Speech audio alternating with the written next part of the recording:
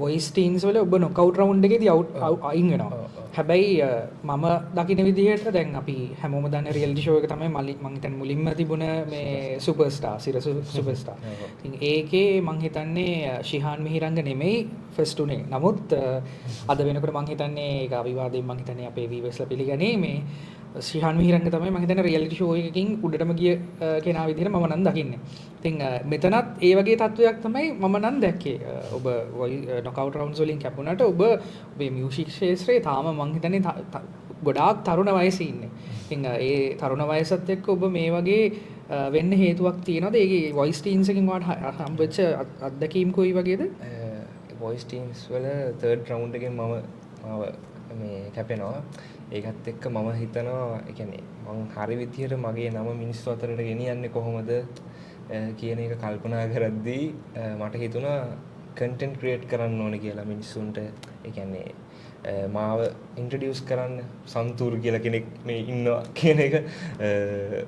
ඉතින් මම මගේ විදියට හරිම සරලව පොඩිම විදියට කන්ටෙන්ට් ක්‍රියේට් කරන්න පටන් ගත්තා. ඒකත් එක්ක ලොකු ෆලෝවර්ස් ප්‍රමාණයක් මට එකතු වුණා.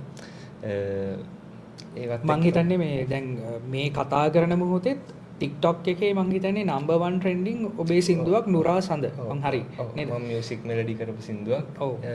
සින්දුව අයිතියත් ඔබට තියෙනවා. ඒ වගේම මේ ඊට කලින් නුඹ දැකමා කියන සින්දුවයි ඒ වගේම සමිතා මුදුන්කොටුව මහත්මිය කියන අමුතුම ප්‍රේමයක් සින්දුවත් මං හිතන්නේ trending වල උපරිමයටම ගියා. trending 1 වුණා. ඒ වගේම මේ දවස්වල දැන් අපි මේ එපිසෝඩ් එක මුලින්ම ප්ලේ වුණ සින්දුව හීනේට එන්න සින්දුව ඒකත් මං හිතන්නේ මේ වෙද්දි සෑහෙන ට්‍රෙන්ඩින් ඉන්නවා. ට්‍රෙන්ඩින් 1 ඔව් ට්‍රෙන්ඩින් 4 වලට ආවා.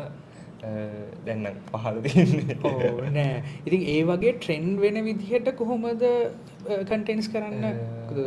ඔබේ වයසත් එක ගත්තම ඔබට එක්ස්පීරියන්ස් එකෙන් මේක ලැබුණා කියලා කියන්නත් පුළුවන්. ඔබ පොඩි කාලේ ඉඳන්ම මියුසික් ෆලෝ කරපු හින්දා. නමුත් ඊට වඩා ඉන්නවා අත්දැකීම් බහුල ආටිස්ලා. එහෙම නැතුව ඔබ තරුණ වයසේදීම මේ වගේ අචීව්මන්ට් එකක් ගන්න. මෙහෙමයි සර් මම කියන්නේ TikTok වල කන්ටෙන්ට් ක්‍රියේට් කරා කියලා කිව්වම එතනින් පස්සේ ඒ කියන්නේ මට අයිඩියා එකක් එනවා අපේ ඒ කියන්නේ මගේ ජෙනරේෂන් එකේ කට්ටිය ඉල්ලන දේ මොනවද කියන එක. ඒ කියන්නේ එයාලට ආස විදියට සින්දු හදන්න ඒක ගැන මට පොඩි අයිඩියා එකක් ආවා. ඒකත් එක්ක මම මුලින්ම කරපු කියන්නේ මගේ හොඳටම හිට් වුණ සින්දුව නුඹ දැකමා සින්දුව. නුඹ දැකමා දැන් 6 මිලියන් views තියෙනවා. ඒ සින්දුවත් එක්ක ඉතින් මට අයිඩියා එකක් ආවා මෙහෙම තමයි කරන්න ඕනේ කියන එක. ඒ කියන්නේ මේ ඔබේ සාර්ථකත්වයට ප්‍රධාන හේතුව විදිහට ඔබ දකින්නේ මේ ඉන්ඩස්ට්‍රි එක අඳුනා ගැනීම.